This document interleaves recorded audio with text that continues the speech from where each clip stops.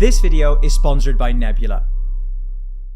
It is day 8 of the conflict, and ever since Israel launched a surprise attack deep inside Iran, targeting nuclear facilities and senior commanders, the region has been in chaos. Both countries have been trading strikes, and tensions are rising fast. Now the world is watching with one big question. Will the United States join the fight? According to the Wall Street Journal, Trump approved military plans to strike Iran, but was holding off, hoping Iran might still back down from its nuclear ambitions. But at the same time, Trump is publicly threatening Iran's leadership. On his Truth Social platform, he posted, "We know exactly where the so-called supreme leader is hiding, and he is an easy target, but is safe there. We are not going to take him out, kill, at least not for now." By Wednesday, speaking to reporters outside of the White House, Trump continued to be cryptic. I may do it, I may not do it. I mean, nobody knows what I'm going to do. I can tell you this, that Iran's got a lot of trouble, and they want to negotiate. In response, Iran's supreme leader had his own message. Any US military involvement, he warned, would cause irreparable damage to them. Trump has now said he will give it up to 2 weeks to make up his mind. So yeah, none of this sounds good. And in the worst case, it could escalate to a full-blown US and Israel versus Iran war. So, where does Europe stand on all of this? And more importantly, can it actually make a difference? Well, French President Emmanuel Macron seems to think so. He wants Paris, Berlin, and London to propose what he calls a demanding negotiated settlement, one that would aim to bring an end to the conflict, even if Israel isn't exactly listening to Europe right now. But, as so often in EU foreign policy, the problem isn't ideas, it's unity. The official EU statement took a cautious tone, calling on all sides to abide by international law, show restraint, and refrain from further steps which could lead to serious consequences, such as a potential radioactive release. Behind the scenes, the EU is deeply divided, especially over whether Israel was justified in striking Iran. Around 15 countries, including France, Germany, Italy, and the Netherlands, wanted to say Israel has a right to defend itself. But EU foreign policy requires unanimous agreement, and not everyone agreed. Spain, for example, warned the strike could violate international law. That didn't stop Ursula von der Leyen, who posted on X, "Israel has a right to defend itself and protect its people." The post wasn't coordinated, and many EU capitals were furious.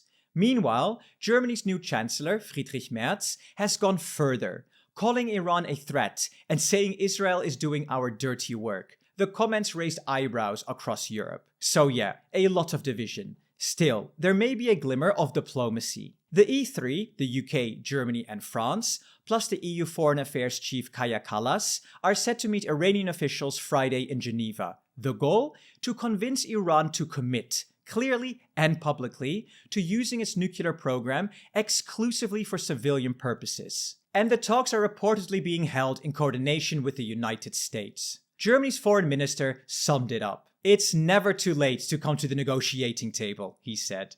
So, can Europe broker a deal with Iran? And if so, what kind of deal? To understand what might be possible now, we need to look back, because there used to be an enforced deal with Iran. In July 2015, after years of negotiations, Iran signed the Joint Comprehensive Plan of Action with the world's major powers.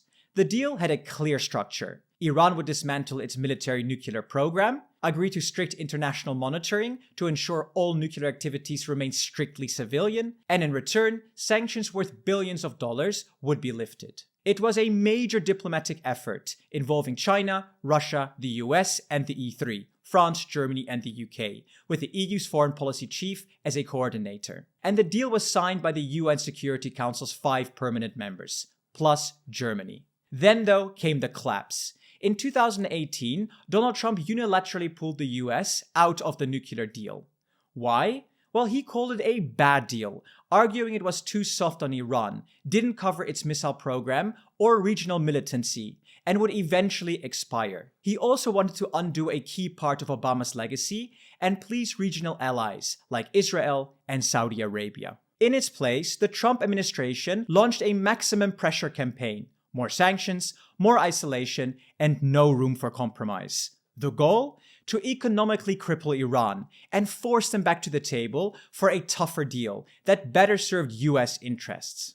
So even though Europe, China, and Russia remained officially committed, US secondary sanctions deterred most companies from trading with Iran. And as a result, the promised economic benefits never materialized, and Iran gradually stopped complying in return. In 2021, the Biden administration reopened talks. But this time, Iran set somewhat unreasonable demands. It wanted guarantees the US wouldn't walk away again, plus an immediate lifting of sanctions, and getting a refund of the money lost from 2018 to 2021. Only then would it return to the deal. Western powers hesitated, and talks stalled. So what now?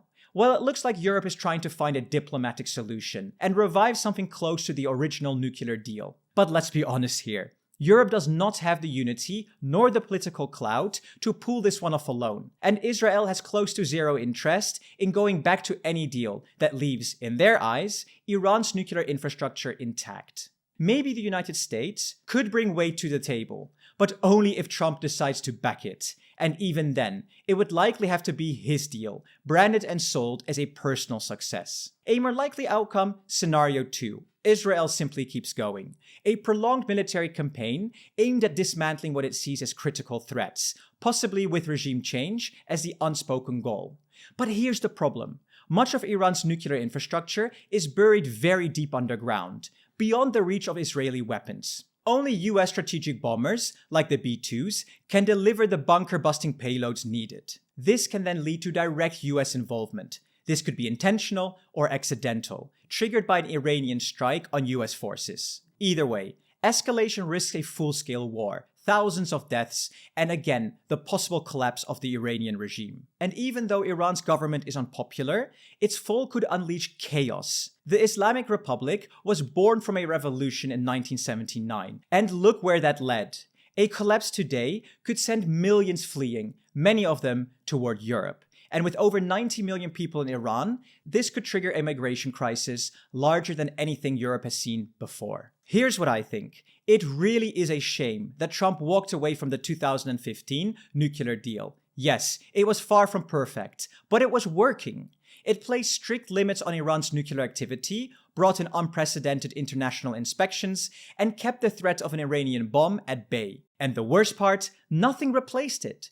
There was no better deal, just pressure and isolation. It hurt Iran's economy, but it didn't stop its nuclear program from ramping up again once the deal collapsed. Now we can only hope that some kind of diplomatic track can be restored, because a full-blown war in the region would destabilize everything. Not to mention, from a European perspective, this would draw attention away from Putin's war crimes in Ukraine, and potentially hurt Ukraine's support. Now, if you want to understand Europe better, you're in the right place. We break down the most important EU stories. Clear, critical, simple. Sometimes, though, interrupted by ads.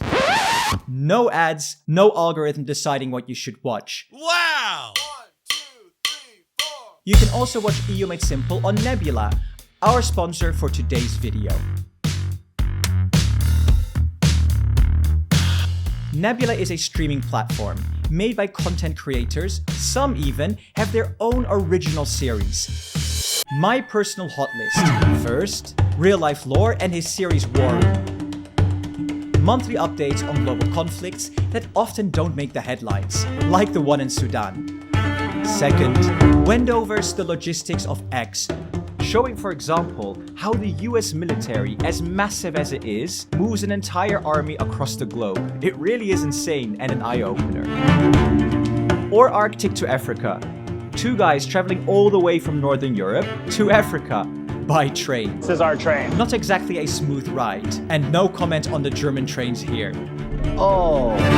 And last but not least, what about our channel, EU Made Simple? On Nebula you'll get all our videos completely ad and sponsor free, and sometimes even early access to new releases or insights into EUMS behind the scenes. So if you like our videos, you'll love Nebula. With our link you get 40% off. That's just $36 for a whole year, or $3 a month. Go to go.nebula.tv/EUMadeSimple to sign up. Thank you so much for watching. And thank you to our presidents, Jan, Jeanette, Kristin, Peter, AGVD, Daniel, Unite Europe, Stefan, and Mr. Probot. See you in the next video.